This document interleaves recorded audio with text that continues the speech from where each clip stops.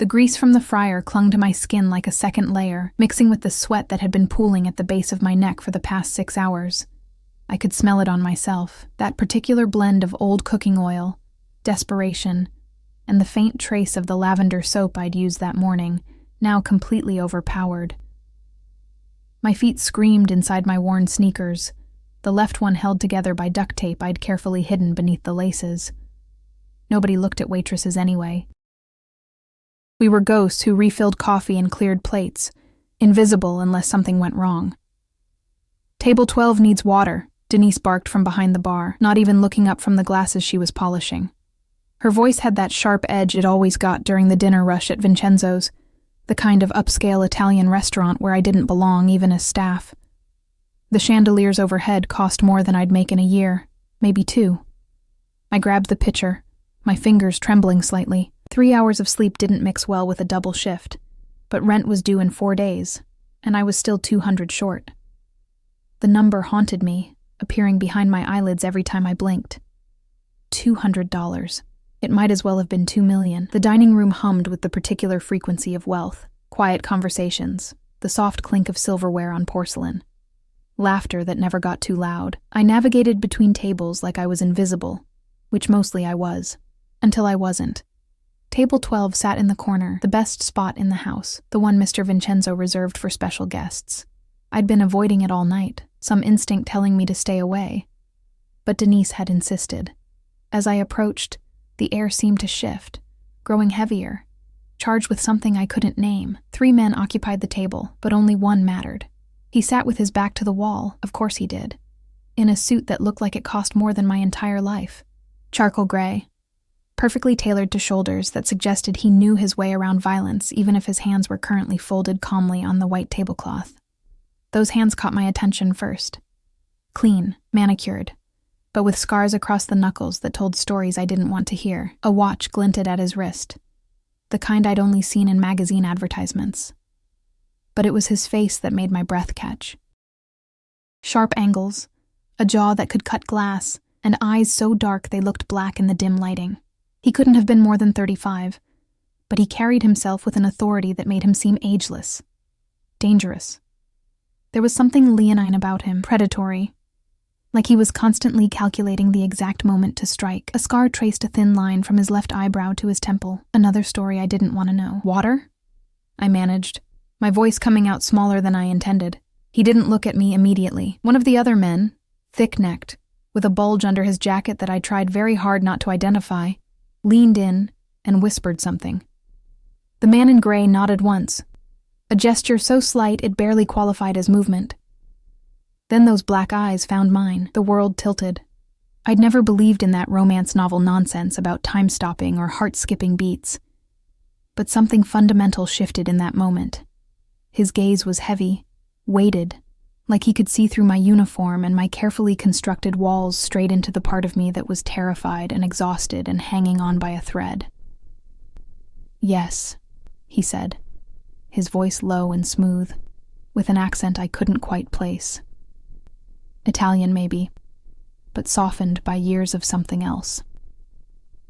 Water would be fine. I poured with shaking hands, hyper-aware of his eyes on me. Don't spill, don't." A drop hit the tablecloth. "I'm so sorry," I breathed, grabbing my cloth napkin to dab at it. "Leave it." Not harsh, but absolute. The kind of voice that didn't expect to be questioned. I froze, napkin halfway to the table. "What's your name?" he asked. This wasn't normal. Guests didn't ask servers their names at Vincenzo's. We were part of the furniture, elegant and forgettable. "Emma," I whispered. "Emma Chen."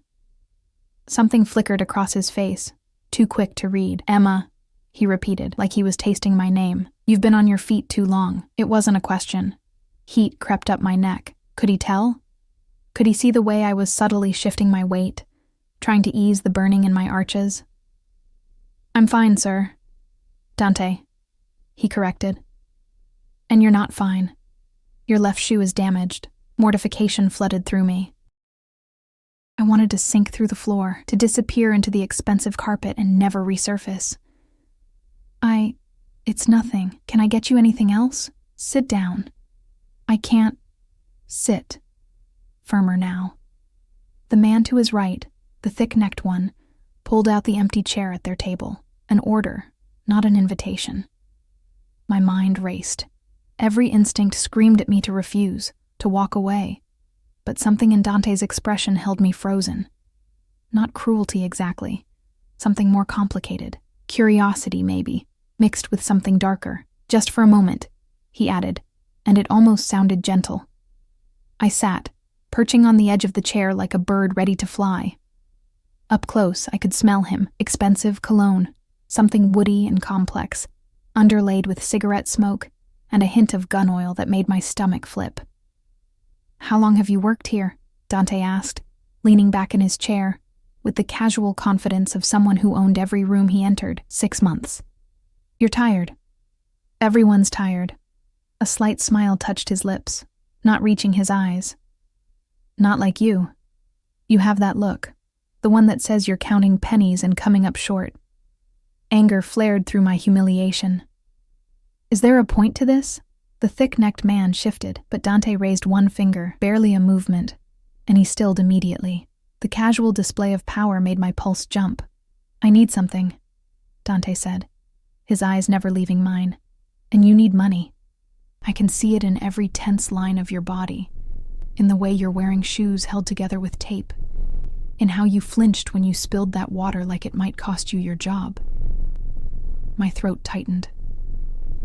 "What do you want?" He leaned forward, elbows on the table, and the space between us became charged, electric. "Tomorrow night I have a business dinner. Very important people will be there. People who expect me to arrive with a wife." The word hung in the air like smoke. "I don't have a wife," he continued, his voice dropping lower, more intimate. "But I need one. For 4 hours, maybe 5. "You want to hire an escort?" I said flatly. "No." His jaw tightened. "I want someone real, someone who won't be recognized. Someone who looks exactly like what she is. Ordinary, innocent, not part of my world." His eyes burned into mine. "Someone like you." "I'm not." $1,000, he said. The air left my lungs. $1,000. Rent, bills, food, maybe even new shoes. Maybe a night of sleep where I didn't wake up calculating numbers. "Just pretend," Dante continued, reading my silence as consideration. "Wear a dress I provide. Sit beside me. Smile. Be my wife for one evening. That's all." "Why me?" The question escaped before I could stop it. Something ancient and weary passed across his face. "Because you look like someone who keeps their promises. Someone with honor." He paused. "And because you're desperate enough to say yes, but honest enough to do it right." The insult and compliment tangled together, and I didn't know whether to slap him or cry. "I don't even know you," I managed. "You don't need to." He pulled out a business card, slid it across the table. Heavy cardstock, embossed lettering. Just a name, Dante Moretti, and a phone number, nothing else. "Think about it. Call me by tomorrow morning. The dinner is at 8. I stared at the card like it might bite me. $1,000, Emma. His voice was velvet and steel. "Cash. You can walk away after and never see me again." The thick-necked man cleared his throat softly. Dante nodded, straightened his jacket, and stood. The other 2 men rose with him, falling into formation like a protective wall. "Your decision," Dante said, looking down at me with those bottomless eyes. "But decide quickly. I don't like to wait." They left, moving through the restaurant like wolves through a field of sheep. Other diners looked up, then quickly away, some instinct telling them not to stare. Mr. Vincenzo himself appeared from the kitchen, his face pale, wringing his hands as he watched them go. I sat there, frozen, the business card burning against my palm. Denise appeared at my elbow. "Holy Mary, Mother of God," she whispered. "Do you know who that was? Should I?" She grabbed my arm, her fingers digging in hard. "Emma, that was Dante Moretti, as in the Moretti family, as in the people who own half this city, and all of its shadows." Her voice shook. "What did he want with you?" I looked down at the card, at the phone number that might solve all my problems or destroy my life. Nothing, I lied, just water. But my hands were shaking, and the card felt like a door I couldn't close once I opened it. $1,000. Pretend to be his wife. What could possibly go wrong? Everything. My instinct screamed. Everything. I slipped the card into my apron pocket, where it rested against my hip like a promise or a threat, and went back to work. But I felt his eyes on me for the rest of the night. Even though he was long gone, felt them like a brand. I didn't sleep that night. The card sat on my nightstand in the studio apartment I could barely afford, glowing like something radioactive in the darkness. Streetlights filtered through the thin curtains, casting everything in shades of amber and shadow. The radiator clanked and hissed, fighting a losing battle against the November cold seeping through the single-pane windows. $1,000. I rolled onto my side, pulling the threadbare comforter up to my chin. The numbers in my bank account scrolled through my mind like a horror movie I couldn't stop watching. -$43 after the last check bounced. Rent due in 4 days. The electric company's final notice crumpled in the trash. Mrs. Patterson downstairs needed her medication, and I'd promised to help her pay for it after her son stopped calling. $1,000 could fix everything. For a month. Maybe 2. But Dante Moretti. I'd spent my break Googling him on Denise's phone since mine had been shut off weeks ago. The results were sparse, carefully curated. A few photos at charity galas, always in the background, always flanked by men who looked like they killed people for a living. One article mentioned the Moretti family's import-export business, with the kind of careful language that screamed money laundering. Another discussed their ownership of half the commercial real estate downtown. Nothing concrete, nothing prosecutable. Just shadows and implications, and the kind of power that made people look away. I grabbed my phone, useless for calls, but still functional on Wi-Fi, and stared at his number until my eyes burned. 4 hours, maybe 5. Pretend to be his wife. What kind of business dinner required a fake wife? What kind of man was Dante Moretti that he couldn't just show up alone or find a real date? And why me, a broke waitress with tape on her shoes and grease in her hair? Because you look like someone who keeps their promises. The words haunted me. How had he seen that? How had he looked at me once and known exactly how desperate I was? Exactly what would make me break? Dawn crept through the windows, gray and cold. I hadn't slept at all. By 8 a.m., I'd made my decision. By 8:15, I was regretting it. By 8:30, I was dialing. He answered on the first ring. Emma. Not a question. Like he'd been waiting. Like he knew it would be me. I'll do it, I said, my voice steadier than I felt. But I have conditions. A pause. I could hear traffic in the background, the muffled sound of someone speaking Italian. Go on. Half the money up front, cash. And I need to know exactly what I'm walking into. No surprises. Smart girl. Something that might have been approval warmed his voice. My driver will pick you up at 6. He'll bring the first 500. Wear something comfortable. Everything else will be provided. What kind of dinner is this? The kind where appearances matter more than truth. A beat of silence. And Emma? Don't mention this to anyone. Not your coworker, not your landlord, not anyone. The threat was implicit, gentle as a knife between the ribs. I won't. Good.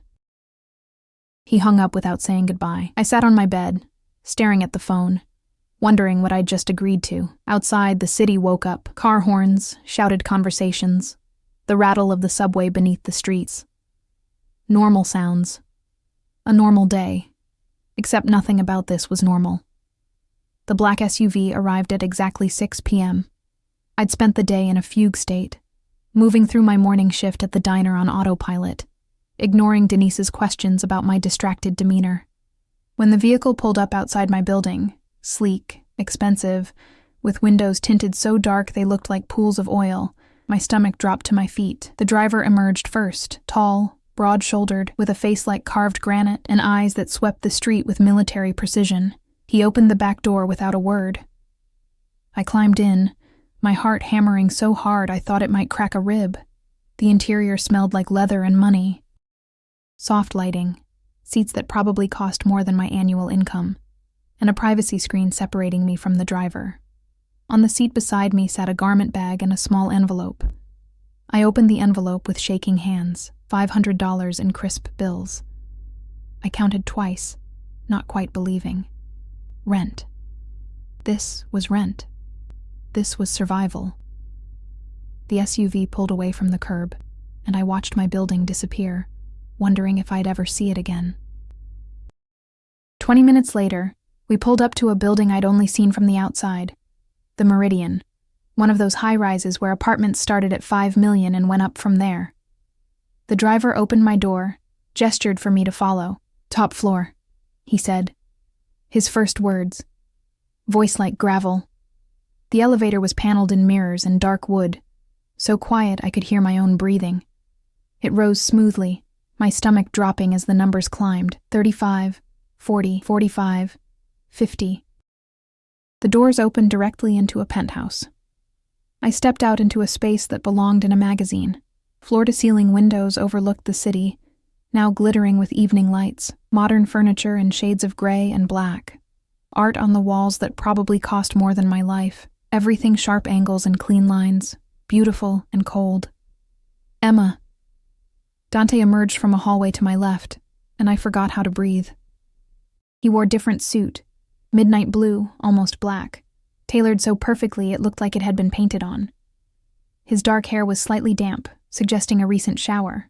He'd shaved, and without the shadow of stubble, he looked younger, almost vulnerable. Almost.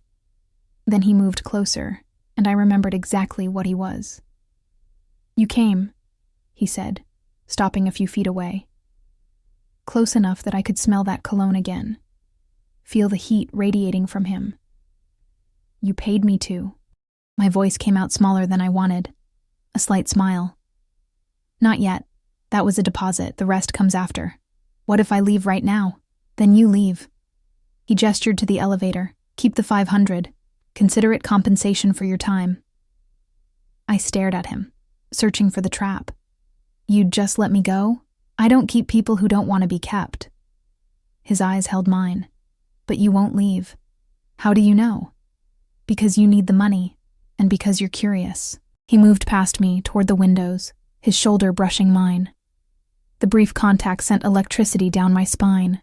"You want to know what kind of man offers $1,000 for a fake wife? What kind of world I live in?" He was right, and I hated him for it. "The dress is in the bedroom," Dante continued, turning to face me with the city sprawling behind him like a kingdom. "Third door on the left. There's a woman there. Sophia. She'll help you get ready." "I can dress myself." "Not like this, you can't. Not cruel, just factual.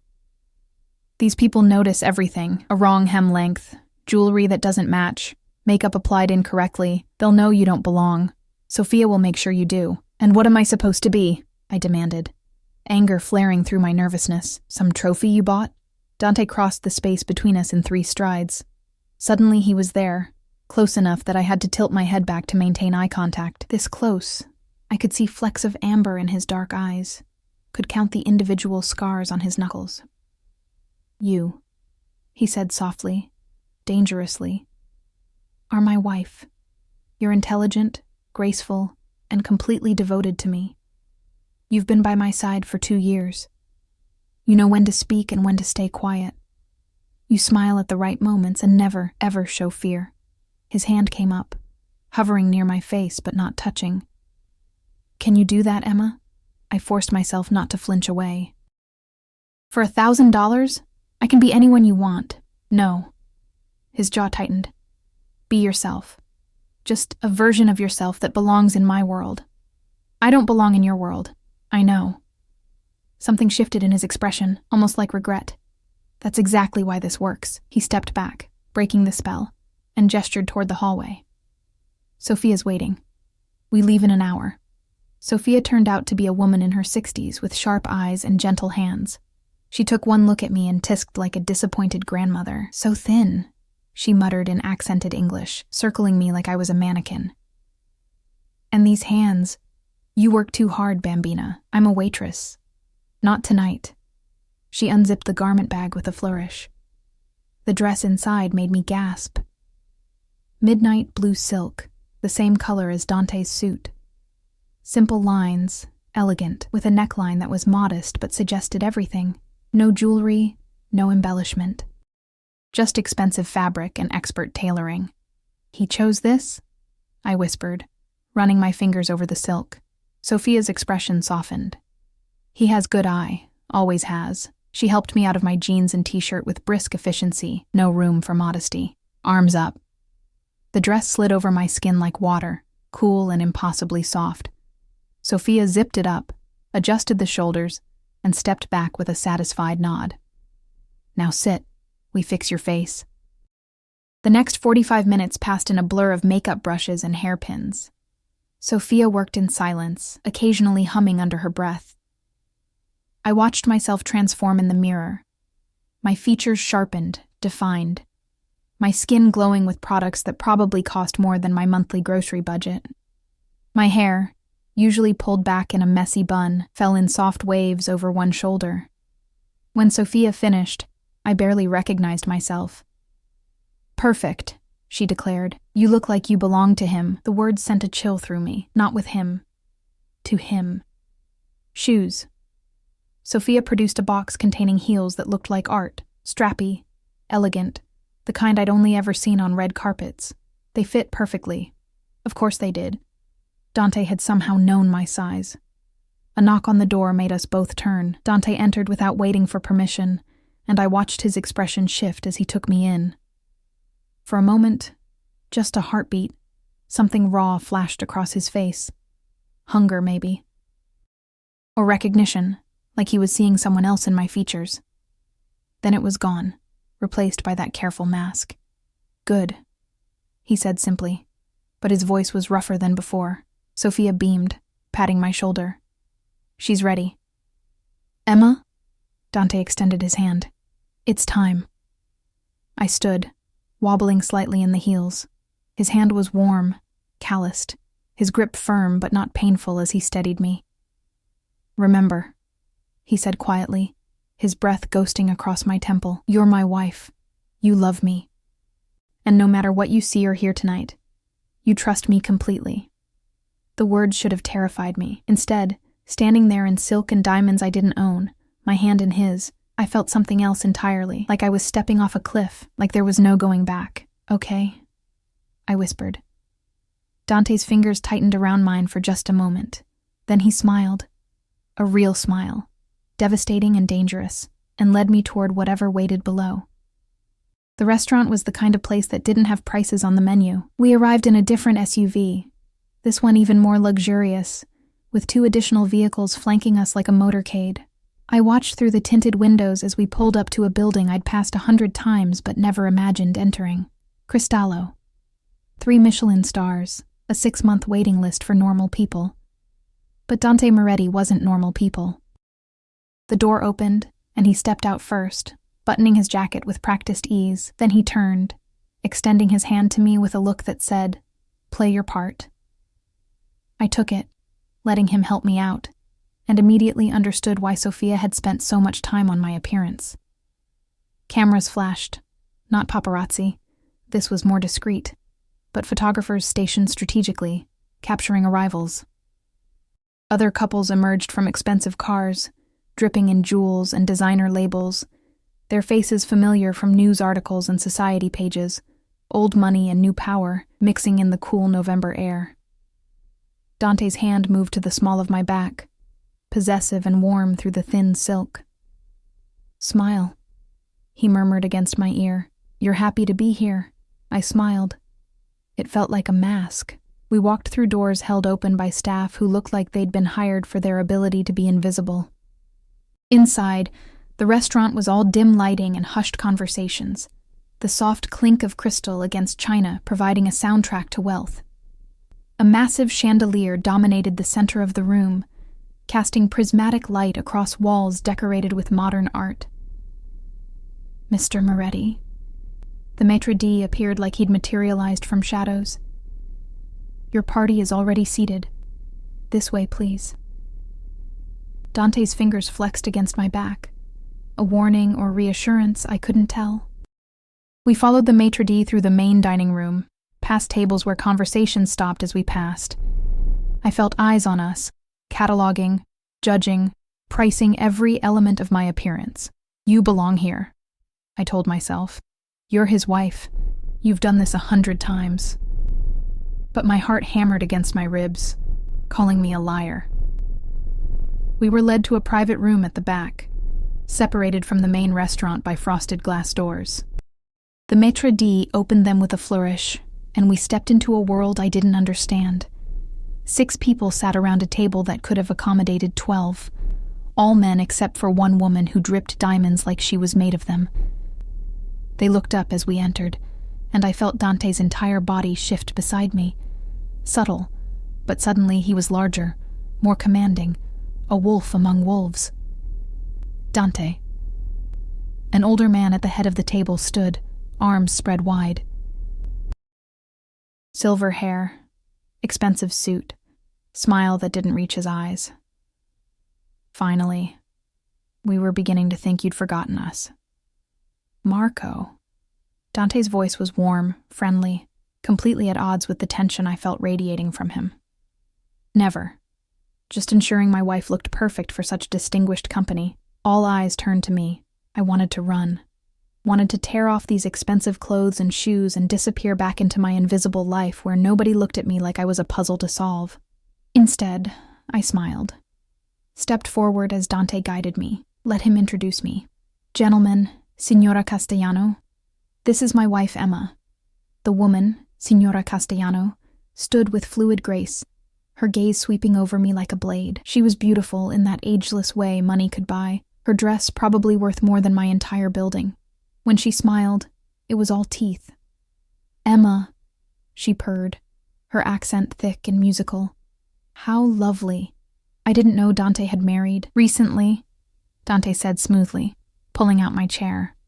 We prefer to keep our private life private. I sat, hyper-aware of every movement, every breath. Dante settled beside me, his thigh pressing against mine under the table. Another warning to stay close, stay alert. The introductions blurred together. Marco Castellano, the patriarch, clearly important. His sons, Antonio and Luca, both watching me with different flavors of suspicion. 2 other men whose names I forgot immediately, their faces hard and calculating. And Signora Castellano, who kept looking at me like she could see through every lie. So, Emma. She leaned forward, candlelight catching the massive emerald at her throat. How did you and Dante meet? The question hung in the air like a trap. I felt Dante's hand find my knee under the table, squeezing gently. A reminder that we'd never discussed this. That I was on my own. At a restaurant, I said, surprised by how steady my voice sounded. I was working, he was dining. I spilled water on his table. Truth, I'd learned, was always easier to remember than lies. Dante's fingers tightened on my knee, surprise, maybe, that I'd chosen honesty. How charming. Signora Castellano's smile sharpened. A waitress. How modern of you, Dante. I prefer authenticity to pedigree, Dante replied, his voice taking on an edge that made the temperature drop. Emma is exactly what she appears to be. No games, no hidden agendas. His eyes found Marco's, a rare quality in our world. Something passed between the 2 men, some understanding I wasn't privy to. Marco nodded slowly, sat back in his chair. Indeed, he murmured, honesty is valuable. The servers arrived with the first course, and conversation shifted to business, carefully coded, never explicit. But I wasn't stupid. They were discussing territories, percentages, shipments. Words that sounded legitimate but carried weight that made my stomach turn. I ate because not eating would draw attention. The food was exquisite and tasted like ash.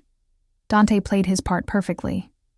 The devoted husband, occasionally touching my hand, refilling my wine, including me in conversations with a look or gesture. But I could feel the tension in him, coiled tight beneath the expensive suit. This wasn't just a dinner. This was a negotiation, and I was somehow part of the currency. Your wife is very quiet, Dante. Antonio leaned forward, his eyes too sharp, too knowing. Does she always let you do the talking? Emma speaks when she has something worth saying. Dante's voice was pleasant, but his hand moved to my shoulder, fingers pressing into my collarbone. Possessive, protective. Unlike some people, Antonio's jaw tightened, but he said nothing. The dinner dragged on for hours. Course after course, wine flowing freely, conversations circling topics I couldn't quite grasp. I played my part, smiled at the right moments, laughed softly at jokes I didn't find funny. Let Dante's hands on me tell a story of intimacy and ownership, but beneath the table, my hands were fists in my lap, nails digging crescents into my palms. Finally, Marco stood, raising his glass. To new partnerships, he announced, his gaze locked on Dante. And to family. May we always know where loyalties lie. Everyone stood, raised their glasses. The crystal caught the light, reflecting fractures across the walls. To family, Dante echoed, his arm sliding around my waist, pulling me against his side, and to trust. We drank, and I tasted metal beneath the wine. The SUV ride back was silent. Dante sat beside me, staring out the window at the city sliding past. His jaw was tight, one hand flexed and unflexed in his lap, the only sign of whatever was churning beneath his controlled exterior. You did well, he finally said, not looking at me. What was that? My voice came out sharper than I intended. What was I really there for? Now he turned, those dark eyes finding mine in the dim interior. Proof. Of what? That I'm stable, settled, that I have something to lose. He shifted, facing me fully. Marco's been circling my territory for months. Tonight was about showing him I'm not the reckless son he remembers, that I've built something worth protecting. So I was a prop. You were a shield. His hand came up, fingers brushing my cheek before I could flinch away. And you were perfect. The touch sent electricity through my skin. I jerked back, pressing against the door. Don't. Don't what? He leaned closer, and suddenly the spacious SUV felt tiny. Don't tell you the truth? That Marco and his vultures are less likely to move against me if they think I have a weakness they can exploit? I'm not your weakness. No. His eyes burned into mine. But they think you are, which means I need to keep you safe until they stop thinking about it. The words took a moment to land. What? They'll investigate you, Emma. They'll find out you're exactly what you appear to be. A broke waitress from the wrong side of town. They'll wonder why I married you. They'll look for angles. Ice flooded my veins. You said one night, 4 hours, maybe 5. I did. He sat back, running a hand through his hair. The first gesture of anything like frustration I'd seen from him. And then Signora Castellano started asking questions, and Antonio looked at you like you were a puzzle he wanted to solve, and I realized one night isn't going to be enough. No. I shook my head, panic rising. We had a deal. The deal was $1,000 for pretending to be my wife at a dinner. You did that. I'll pay you. He pulled an envelope from his jacket pocket, held it out. $500, as promised. I stared at the money like it might bite me, but if you take it and disappear, they'll know it was fake. They'll know I lied, and then they'll make their move, and a lot of people will die. His voice dropped, went soft and deadly, including you, probably. Antonio doesn't like loose ends. My mouth went dry. You're saying I have to keep pretending. I'm saying you need to stay where I can protect you until this settles. A few weeks, maybe a month. A month? The word came out strangled. I have a life, Dante. A job. Rent. Which you can't pay. He held my gaze. I'll cover your rent. Your bills. Pay you $5,000 a week to stay in my penthouse, where Marco's people can see you coming and going, where it looks real. $5,000 a week. The number was absurd. Impossible. More money than I'd made in 6 months of double shifts and bleeding feet. Why? I whispered. Why me? There have to be 100 women who do this better, who actually know your world. Dante was quiet for a long moment, staring at his scarred knuckles. When he spoke, his voice was different, rawer, like he'd dropped some mask I hadn't even known he was wearing. You look like someone I lost, someone who mattered. He met my eyes, and for the first time, I saw real pain there. And I need Marco to believe you matter to me, which means I need to believe it too, at least a little. The confession hung between us, fragile and dangerous. What happened to her? I asked. She trusted the wrong person. His jaw tightened, and I wasn't there to stop it. The SUV pulled up outside his building. Through the window, I could see doormen waiting, security cameras tracking our arrival, a gilded cage with the door standing open. Dante held out the envelope again. Take the money. Walk away. I'll handle the fallout. I looked at the cash, then at him. At the exhaustion beneath his control, the weight he carried like armor. At the genuine fear in his eyes when he mentioned Antonio and loose ends. 5,000 a week, rent paid, bills cleared. Maybe enough to save Mrs. Patterson's medication fund, maybe enough to actually sleep at night. But more than that, the certainty that walking away meant danger I couldn't outrun, that I'd stepped into something that didn't let go easily. How do I know you'll keep me safe? I asked. You don't. Brutally honest. But I've never failed to protect what's mine. And for the next few weeks, Emma, you're mine. The possessive pronoun should have terrified me. Instead, sitting in the dark with this dangerous man and his dangerous money and his promise of safety, I felt something else. Like maybe being owned wasn't the worst thing that could happen to someone with nothing left to lose. Okay, I whispered. A month. But then I'm gone.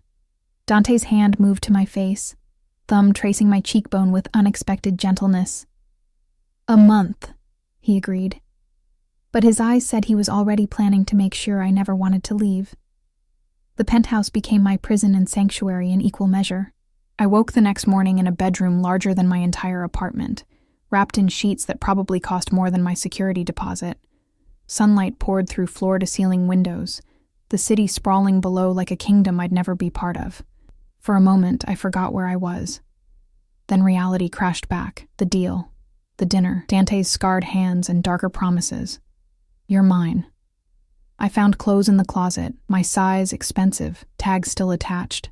Jeans that actually fit. Soft sweaters, undergarments in silk and lace that made me blush.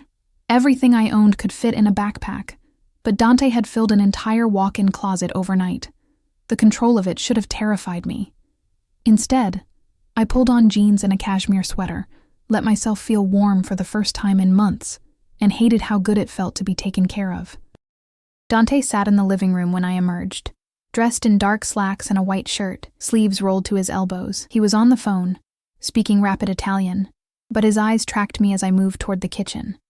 Those eyes never stopped watching, cataloging, claiming. He ended the call as I poured coffee from a machine that looked like it belonged in a spaceship. Sleep well? His voice was neutral, but something heated lurked beneath. Like the dead. I took a sip, nearly moaned. Even the coffee was better here. What happens now? Now you live here. Publicly. He stood, moved toward me with that predatory grace. Marco's people are already watching. They saw us arrive together last night. They need to keep seeing us together, so I'm a prisoner. You're protected. He stopped close enough that I could smell his cologne, see the shadow of stubble along his jaw. There's a difference. Is there? I met his eyes, refusing to back down. Because it feels like I traded one cage for another. At least my apartment had locks I controlled. Something flickered across his face. Respect, maybe. You want to leave? I want to understand what I've walked into. I set down the coffee cup, crossed my arms. Last night, those men, they weren't discussing legitimate business. And Antonio looked at me like I was already dead. Antonio's a problem I'm handling.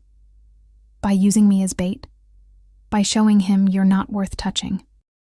Dante's hand came up, fingers trailing along my jaw before I could stop him. The touch was possessive, claiming, and it sent unwanted heat through my body. No one touches what belongs to me. Not Marco's sons, not his soldiers, not anyone. I jerked away from his hand. I don't belong to you. For the next month you do. His voice dropped, went dangerously soft. And that means you follow my rules. You don't leave without security. You don't talk to anyone about our arrangement. And when we're in public, he stepped closer, backing me against the counter. You look at me like you love me, like you'd die for me. Can you do that, Emma? My heart hammered against my ribs. This close, I could see the amber flecks in his dark eyes, could feel the heat radiating from him. He was beautiful and terrifying, and every instinct screamed at me to run, but $5,000 a week. Safety, warmth, coffee that tasted like heaven. Yes, I whispered.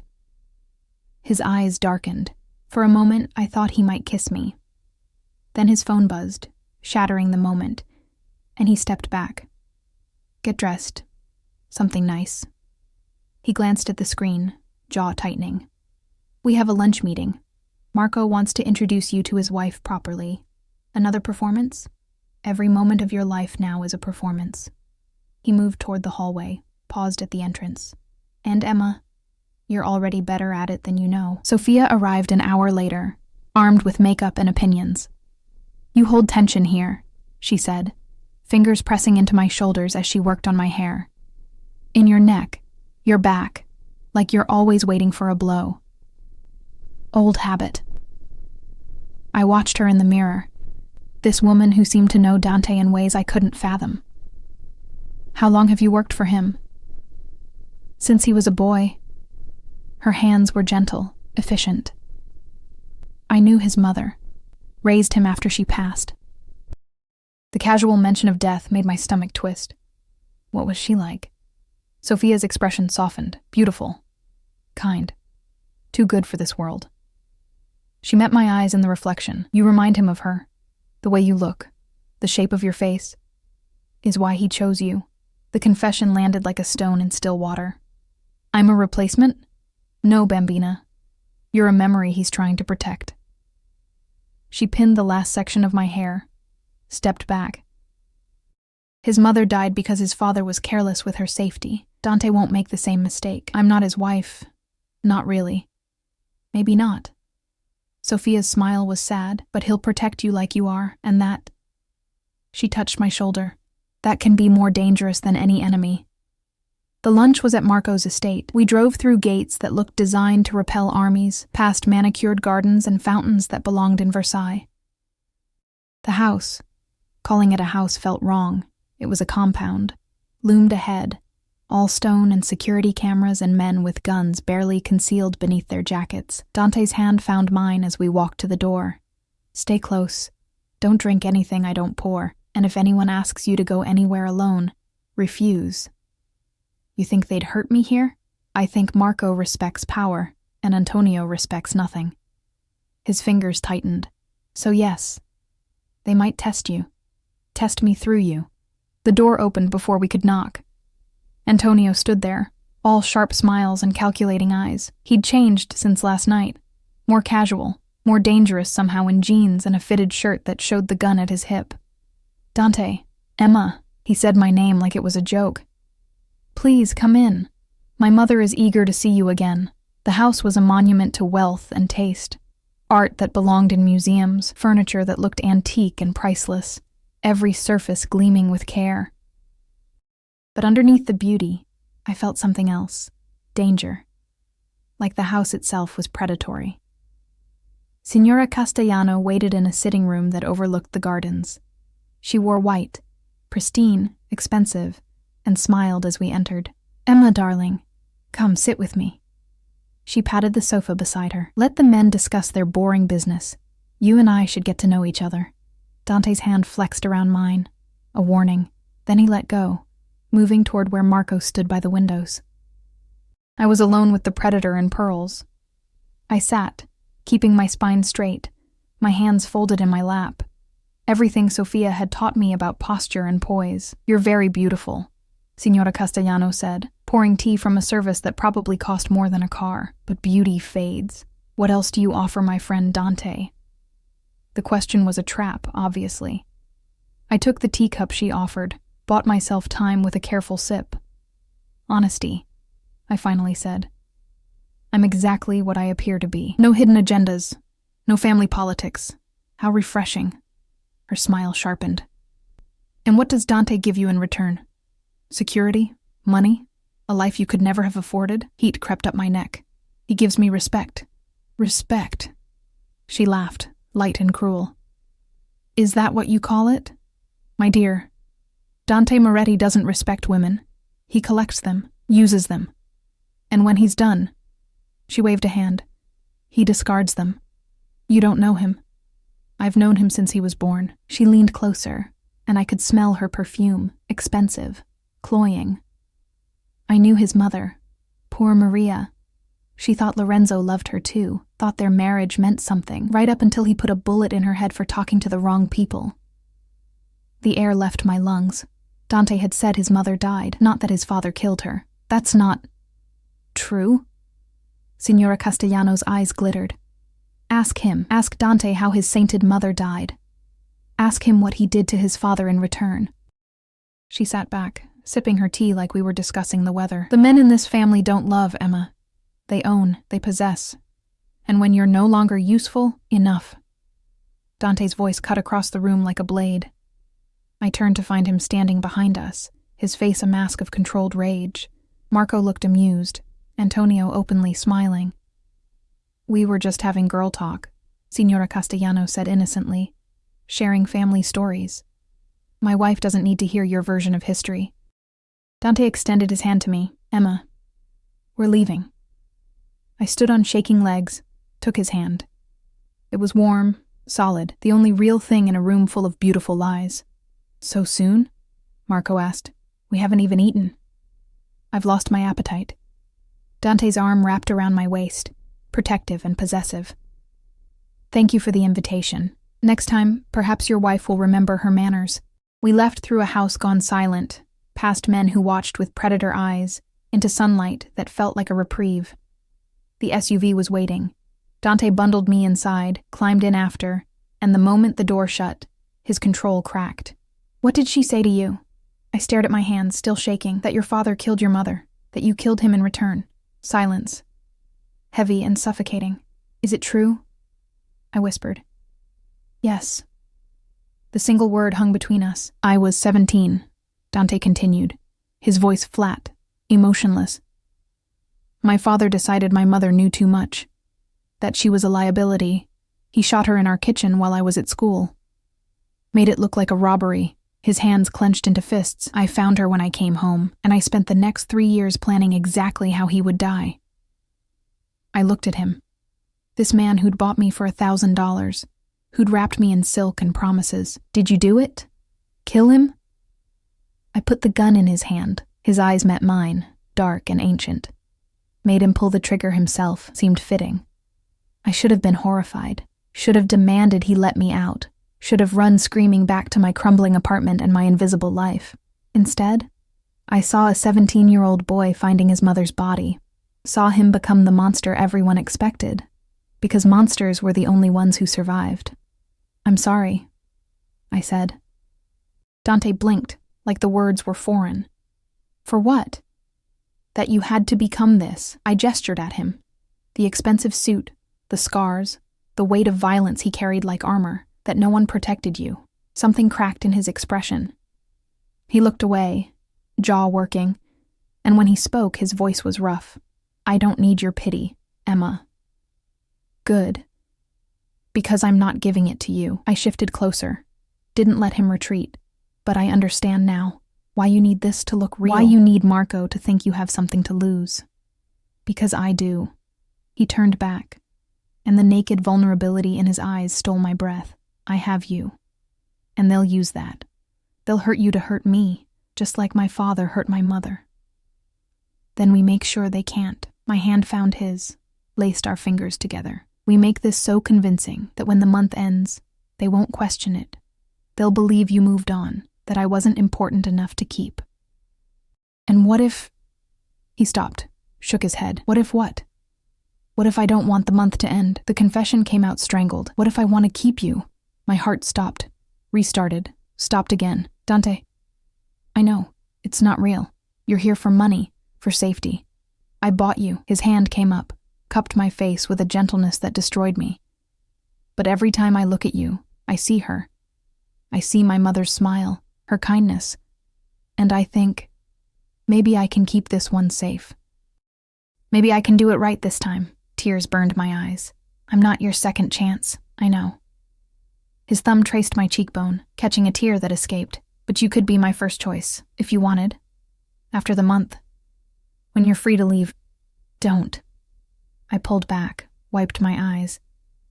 Don't make promises about after. Let's just survive the now. He nodded slowly, dropped his hand. But something had shifted between us. Something dangerous and tender that made my chest ache. The SUV pulled up to his building. We rode the elevator in silence, walked into the penthouse like ghosts. I need to make some calls, Dante said, already pulling out his phone. There's food in the kitchen. Sophia will be back later too. Dante. He stopped, turned. I crossed the space between us, stood on my toes, and pressed my lips to his cheek. Brief, chaste, terrifying. Thank you, I whispered. For telling me the truth. I felt him freeze, felt his breath catch. Then his arm wrapped around my waist, hauling me against him, and his mouth found mine. The kiss was nothing like I'd expected. Not gentle, not patient. It was desperate and claiming and tasted like violence and need. His hand tangled in my hair, angling my head, and I opened for him because there was no other choice. He kissed me like he was drowning and I was air. When he finally pulled back, we were both breathing hard. I shouldn't have done that, he said. No, I agreed. You shouldn't have. Are you going to run? I should have. Every rational thought screamed at me to grab my things and flee, but I was tired of running, tired of being invisible. And Dante, dangerous, broken Dante, saw me in a way no one ever had. No, I whispered. I'm not running, his eyes blazed. Then understand this, Emma. You might think this is temporary, that you'll leave in a month and forget me. But I'm a possessive man. And now that I've tasted you, his thumb traced my swollen lip. I'm never letting you go. The threat should have terrified me. Instead, wrapped in his arms with the city glittering below, I felt something else entirely. Like maybe being possessed wasn't the same as being trapped. Like maybe, for the first time in my life, I'd found somewhere I belonged, even if that somewhere was in the arms of a monster. The next 2 weeks blurred together in a haze of performances and stolen moments. Days followed a pattern. Breakfast with Dante while he fielded calls in Italian. Afternoons where Sophia coached me on everything from wine selection to which families controlled which neighborhoods.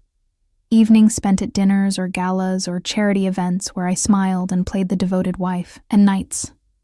Nights where Dante would kiss me against walls, in elevators, in the back of SUVs, each touch more desperate than the last before pulling away with iron control and retreating to his own bedroom. We never spoke about the kiss in the penthouse, but it hung between us, a promise and a threat. I learned his world through observation, learned that the thick-necked man from Vincenzo's was named Carlo, and he'd taken a bullet for Dante 3 years ago.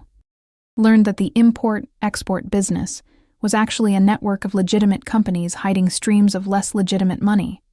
Learned that Dante owned half the city council and most of the police force, that his power was built on fear and loyalty in equal measure. I also learned smaller things, that he took his coffee black with 1 sugar, that he had nightmares that left him pacing the penthouse at 3 a.m., that he played piano, beautifully, heartbreakingly, when he thought I was asleep, that the scar on his temple came from his father's ring, a parting gift before Dante made him pull that trigger. I was learning Dante Moretti, piece by scarred piece, and the knowledge felt dangerous because I was starting to care. You're distracted, Sophia said one afternoon, pinning my hair for yet another event. Your eyes are soft when you look at him now. That's good for the performance. Bad for your heart. I know what this is, I said, but my voice lacked conviction. Do you? She met my eyes in the mirror, because he looks at you the same way. And Dante, he doesn't do anything halfway. If he's decided you're his, Bambina, you are his. The question is whether you want to be. Before I could answer, Dante appeared in the doorway, stunning in a tuxedo. Ready? He asked, and his eyes tracked over me like a physical touch. I wore emerald green tonight, a dress that hugged every curve and made me feel like someone else entirely. Someone who belonged in his world. Ready, I confirmed. Tonight was Marco's anniversary party, the biggest gathering yet, with families from across the coast attending. Dante had been tense for days, increasing my security, drilling me on names and faces. Something was coming. I could feel it in the air, electric and dangerous. The Castellano estate was transformed. Thousands of lights, an orchestra, champagne flowing like water. Women in gowns that cost more than cars, men with dead eyes and expensive watches. Power and violence wrapped in silk. Dante kept me close, his hand never leaving my body. To anyone watching, we were the picture of newlywed devotion. His lips at my temple, whispering translations of conversations in Italian, my hand over his heart, feeling it thunder beneath expensive fabric. We danced together, moved through the crowd as one unit, and I wondered when the pretending had stopped feeling like pretending. Emma Moretti. Antonio appeared beside us, champagne in hand and malice in his smile. You look radiant. Marriage agrees with you. Thank you, I said carefully, feeling Dante tense beside me. My mother told me she had such an interesting conversation with you about family history. Antonio's eyes glittered with something cruel. Did Dante ever tell you what happened to his last girlfriend? Before you? Ice flooded my veins. Dante's hand tightened on my waist. A warning or a plea, I couldn't tell. There was no one before Emma, Dante said flatly. No? Antonio laughed.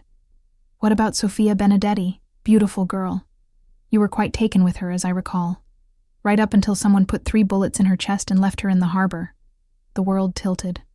I looked at Dante, saw his jaw locked, saw fury and pain warring in his expression. Sofia's death had nothing to do with me, Dante ground out. Didn't it? Antonio leaned closer, his breath reeking of alcohol. She knew too much, talked too much, and suddenly she was fish food. His eyes slid to me. I wonder if your wife knows how dangerous it is to be loved by Dante Moretti. Enough. Dante's voice cracked like a whip. You want to play games, Antonio? Let's play. But leave my wife out of it. Oh, but she's the best part of the game. Antonio's hand shot out, gripping my wrist before Dante could stop him. Don't you see? Your father killed your mother to protect his business. And you'll kill her too, eventually. It's in your blood. Dante moved faster than I'd ever seen him move. One moment Antonio held my wrist. The next he was on the floor. Dante's gun pressed to his temple, the party going silent around us.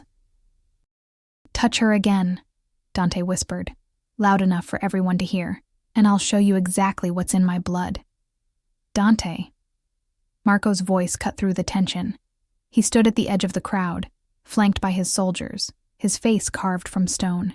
This is a party, my anniversary. Put the gun away. For a terrible moment I thought Dante would pull the trigger. I saw it in his eyes, the desire, the rage, the culmination of years of hatred. Then his gaze found mine, and something shifted. He lowered the gun, stepped back, extended his hand to me. We're leaving, he announced to the silent room. Marco, thank you for your hospitality. But if your son touches my wife again, I'll start a war neither of us can afford. He led me through the crowd, past shocked faces and whispered conversations, into the night air. The SUV was waiting, Carlo at the wheel, engines already running. We climbed inside, and the moment the door shut, Dante exploded. God damn it! He slammed his fist into the seat once, twice. I should have killed him. Should have put a bullet in his skull right there. But you didn't. My voice was shaking but steady. You didn't because of me. He turned, eyes wild. He threatened you. He put his hands on you. And you stopped him. I reached for his hand, pried it open, pressed my palm to his. You protected me without starting a war. That's control, Dante. That's strength. You don't understand. He pulled me closer, until I was practically in his lap, his hands framing my face. Sofia, what Antonio said, was she real? Yes. Raw honesty, painful and immediate. 3 years ago, she was sweet and kind and wanted nothing to do with my world. I thought I could protect her. Thought if I kept her separate, kept her secret, she'd be safe. His voice cracked. I found her body 2 months after we started dating. 3 bullets. A message from my father that nothing I cared about was safe. Tears burned my eyes. I'm so sorry. I swore I'd never do it again, never put someone innocent in danger. His thumbs traced my cheekbones, catching tears. And then I saw you, with your taped shoes and tired eyes and that spark of defiance. And I thought, maybe if I kept you close, kept you visible, made you part of my world instead of hiding you from it, maybe you'd survive. Is that all I am? I whispered. Your second chance at Sophia? No. The word was fierce, absolute. You're nothing like her. Sophia was gentle, passive.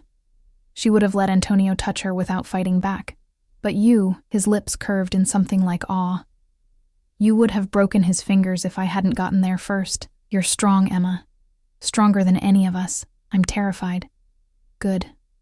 Fear keeps you alive. He pressed his forehead to mine, breathing me in. But I need you to understand something. This month we agreed on, it's not enough. It was never going to be enough. My heart hammered against my ribs. What are you saying? I'm saying don't leave. His voice broke on the words. When the 30 days are up, when Marco stops watching, when you're free to go, don't leave me. Stay. Not as a wife I bought. As my wife. Real. Forever. Dante. I love you. The confession tumbled out desperately. I know it's insane. I know it's been 2 weeks. But I've loved you since you spilled water on my table and looked at me like I was just a man, not a monster. I love your strength and your stubbornness, and the way you see through every lie I tell. And I know. His voice dropped to a whisper. I know I don't deserve you, but I'm asking anyway. Stay. The words hung between us, fragile and terrifying and more real than anything I'd ever heard. I thought about my old life, the grease-stained uniform, the apartment with broken heat, the crushing weight of poverty that made every day a battle. I thought about being invisible, being nothing, being one unexpected expense away from homelessness. Then I thought about the last 2 weeks.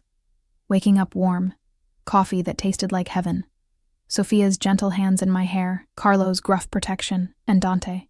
Dangerous, broken Dante, looking at me like I was worth protecting, worth fighting for, worth loving. I'm not her, I said carefully. I'm not going to be some trophy you keep locked away. If I stay as your equal, your partner. Hope flared in his eyes. Yes. And I want to know everything. No more secrets about your business, your enemies, your past. If I'm in danger, I deserve to know why. Done. And I swallowed hard. You have to promise me something. If this goes wrong, if loving me puts me in danger like it did Sophia, you have to let me go. Don't make me a casualty of your war.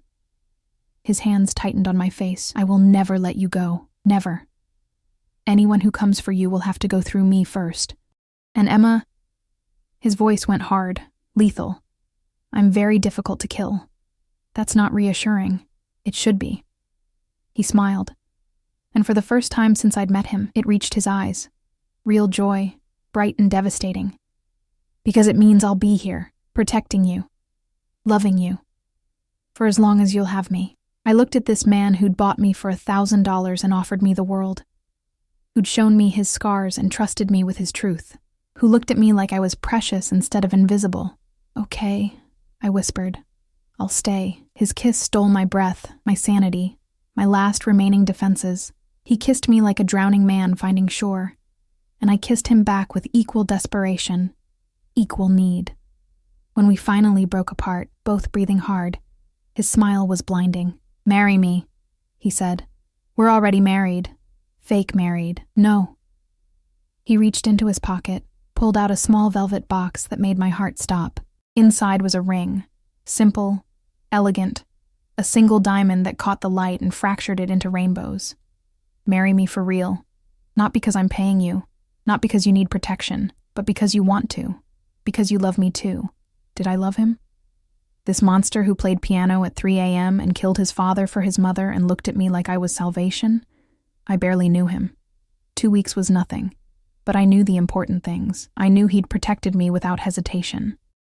Knew he'd trusted me with his darkest secrets. Knew that when Antonio touched me, Dante had been ready to start a war.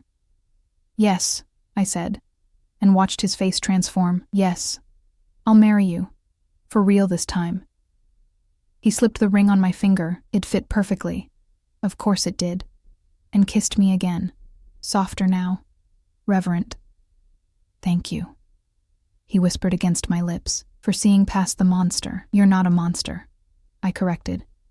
"You're just a man who was forced to become one." "But with me," I touched his face, felt him lean into my palm. "You can be just Dante. No masks, no performance. Just you." "Just me," he repeated, like he was testing the words. Then he pulled me close, tucked my head under his chin, and I felt his heartbeat slow, steady. Sure, we stayed like that as Carlo drove us home, wrapped in each other, the ring on my finger catching the light. And for the first time since my parents died, leaving me alone and broke in a city that didn't care, I felt safe. Not because I had money now, or a roof that didn't leak, or shoes without tape, but because I had someone who would burn the world down before letting it touch me. The wedding happened 3 months later. Not the fake one from the dinner, but a real ceremony in a cathedral that had married Moretti's for generations. Sophia cried through the whole thing. Carlo smiled for the first time I'd ever seen. Marco Castellano attended with his wife, their tentative truce with Dante solidified by my presence, proof that he was stable, committed, not the reckless soldier they remembered. Antonio wasn't invited. He'd disappeared a week after the anniversary party, and when I asked Dante about it, he'd simply said, "Some problems solve themselves." I didn't push. There were things I didn't need to know. I wore white. Real white this time, not borrowed silk. And when Dante lifted my veil, the look in his eyes made me forget every doubt, every fear, every moment I'd questioned this choice. "I love you, Emma Moretti," he said, loud enough for the whole church to hear. "And I will spend every day of my life proving I'm worthy of you." "You already are," I whispered back. Our kiss sealed it, made it real, transformed me from a broke waitress with taped shoes into the wife of the most dangerous man in the city. But that night, in the penthouse that was now our home, when Dante carried me over the threshold and set me down gently, reverently, I wasn't thinking about his power or his danger or his darkness. I was thinking about how he touched me like I was precious, how he whispered my name like a prayer, how he loved me not despite my ordinariness but because of it. "No regrets?" he asked, fingers working the buttons of my dress with patient care. "None," I said honestly. "You?" "Only that I didn't find you sooner." He pressed a kiss to my shoulder, my neck, my jaw, that I wasted years being alone when you were out there, waiting for me to spill water at your table. I laughed, pulling him down to me. "Best accident of my life." "Mine too," he agreed. And as he loved me through the night, tender and fierce and completely present, I thought about fairy tales, about how they always warned that monsters couldn't be saved, that beauty couldn't tame the beast, but maybe that was the wrong lesson. Maybe the real story was that monsters became monsters because no one saw them as men, that all they needed was someone brave enough to look past the scars and the violence and see the person underneath. I'd been broke and desperate when Dante Moretti offered me $1,000 to pretend to be his wife. I'd said yes because I needed to survive. But somewhere between the performance and the truth, between the fear and the trust, between the fake marriage and the real one, I'd found something I didn't know I was looking for. A home. A purpose. A love that was messy and complicated and dangerous and absolutely real. "Emma," Dante whispered against my skin, hours later, when the city slept and we were wrapped in each other. "Thank you." "For what?" "For staying. For choosing me. For making me believe I could be more than what they made me." I kissed him, soft and sweet. "You were always more. You just needed someone to remind you." He smiled, that devastating, genuine smile that was mine alone, and pulled me closer. Outside, the city glittered with its millions of stories, its thousands of people searching for connection in the darkness. But in here, in this moment, there was only us, a mafia boss and a waitress, a monster, and the woman who taught him how to be human again. And a love that started with a lie but became the truest thing either of us had ever known. I'd answered his question, pretend to be his wife for $1,000, but I'd never expected my answer would change both our lives forever. In the end, it wasn't the money that mattered. It wasn't the protection or the luxury or the escape from poverty. It was the way Dante looked at me every morning like I was a miracle, the way he trusted me with his darkness and let me love him anyway. The way we built something real from a foundation of lies. I'd been invisible my whole life. But Dante Moretti saw me, all of me, and he loved what he found. That was worth more than any amount of